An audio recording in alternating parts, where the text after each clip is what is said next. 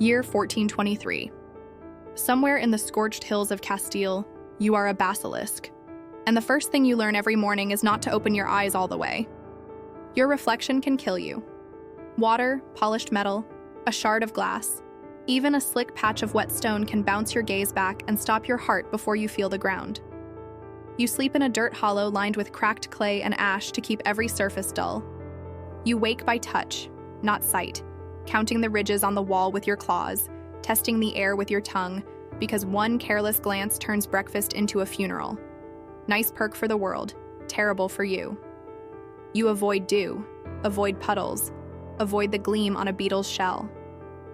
You keep your head low and your eyelids narrower than a coin slot, because the sun loves to throw little knives of light at anything that still shines out here. You break mirrors when you find them. You smear soot on armor if raiders pass near. You kick sand into any pool that dares to look back. Your eyes are a weapon that never turns off, and every place with a shine is a trigger waiting for a twitch. Step outside today and the land itself starts setting traps. You spend your life buried deep underground, because every step you take into the open is another chance to die. The tunnels you carve are rough and uneven, scraping your scales if you lean too close to the walls. But they keep you alive by swallowing every stray glint of light. You hunt without ever letting your prey see your eyes, striking from the shadows, relying on the flick of a tail or the shift of a shadow to tell you where to aim. Hunger is constant. Most animals cling to the few water holes left in the dry season, and you can't follow them there. Even rain is dangerous, because puddles form in unexpected places, tiny death traps that wait for you to slip. You remember one summer when the heat was so fierce it drove you above ground more than usual. The air in your den had turned into a suffocating blanket, and you risked moving across the open to find food.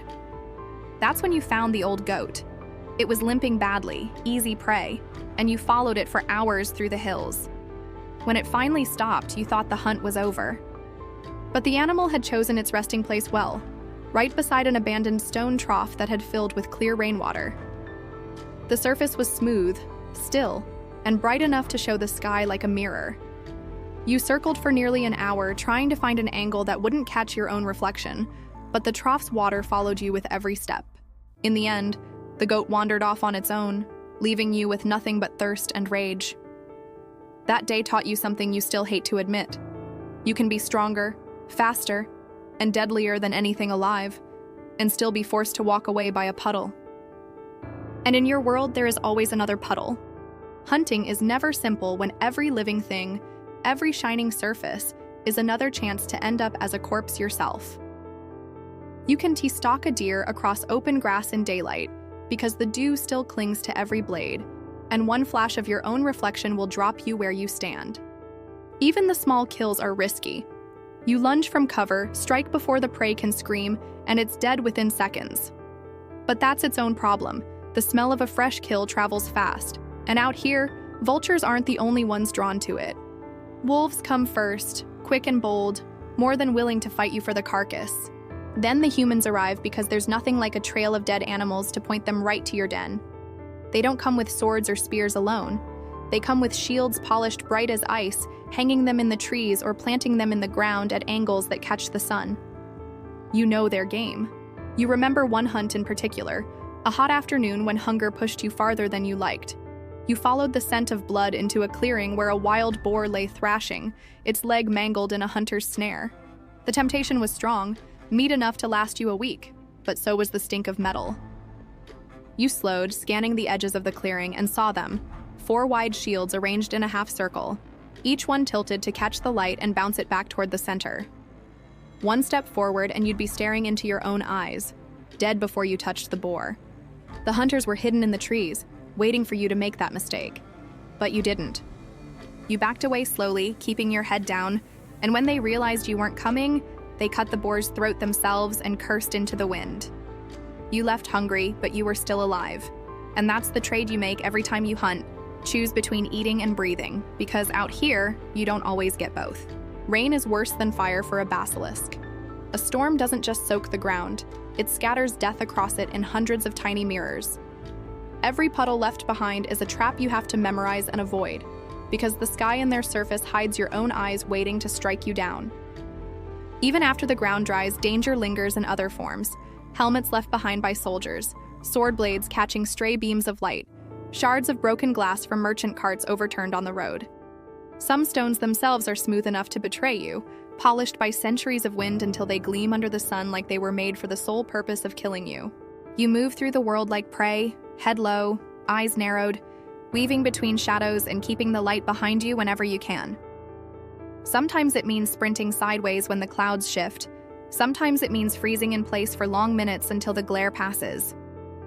You remember the story of a young basilisk that never learned caution. He had been born near a well and had grown used to the dark, dry safety of his home. One summer afternoon, desperate from the heat, he ventured out in search of water. He found a shallow pool in a hollow between two rocks, the surface so still it seemed solid. He leaned in, tongue flicking to taste the air, and then the light shifted. The reflection staring back at him was clear, sharp, and merciless. He didn't even have time to recoil.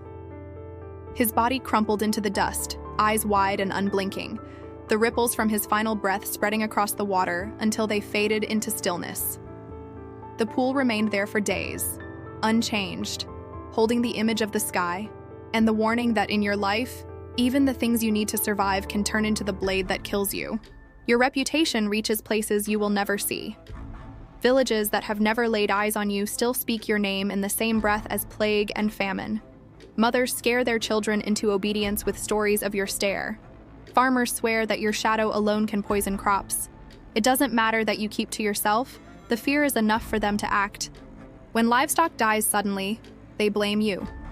When hunters go missing, they blame you. That's when the rewards appear, scrawled on scraps of parchment nailed to tavern walls, promising gold or land to whoever brings back your head. Sometimes entire villages join forces, raising bands of armed men to scour the hills carrying not only blades and crossbows, but mirrors, polished shields and buckets of water to scatter on the ground in hopes of turning the land itself into a weapon against you. And yet, hatred is not your only curse. There are those who see your deadly gaze as something to be exploited. Magicians and warlords send raiding parties not to kill you, but to take you alive, locking you in crates with walls covered in soot so you can be transported without killing your captors. You've heard the story of one basilisk who was caught this way, dragged in chains to a distant fortress. They kept him in a pit lined with black sand, releasing him only during battles. Soldiers would march their enemies past the pit's edge, forcing them to look down, and in moments the bodies would pile like fallen leaves. For months, he was nothing more than a weapon that never missed, fed barely enough to stay alive, until one night a soldier tripped carrying a polished bronze bowl. The instant the surface caught the basilisk's eyes, the pit went silent. By morning, the magicians had covered his body and gone looking for another of your kind. You live with that knowledge every day, that to some, you are a monster to be destroyed, and to others, you are a tool to be used until you destroy yourself. Either way, you are never free. Every day is a battle fought on two fronts, against the world that fears you, and against your own body that can betray you without warning. You wake with the knowledge that you could survive every hunter, every trap, every season, and still end your life by stepping too close to a puddle or glancing at the wrong scrap of metal. There is no victory, only postponement. The ground you walk on is littered with invisible blades, each one sharpened by light and waiting for the moment you slip. A basilisk hunts in silence, sleep in darkness, and measure every movement like it could be your last, because it could. Once, in the cooler months when the air was dry enough to make you feel almost safe, you dared to wander farther from your den. The hills were quiet, no hunters in sight, and you followed the scent of a fox down into a narrow ravine. You thought the shadows there would protect you, but you didn't see the rainwater pooled in a hollowed-out stone until you were already leaning over it. For a moment you froze, staring into the still surface that reflected the jagged cliffs above, and your own eyes below them. Your heart pounded, your breath caught, and a cold weight settled in your chest. One more inch forward, and that would have been the end. You tore yourself away and didn't stop running until the ravine was miles behind you. That night, you lay awake in your den, knowing that if you had hesitated even a heartbeat longer, Your body would be lying face down in that pool, and the fox would have padded past without even noticing the monster that had killed itself. It's that thought that keeps a basilisk moving, keeps you paranoid, keeps you alive.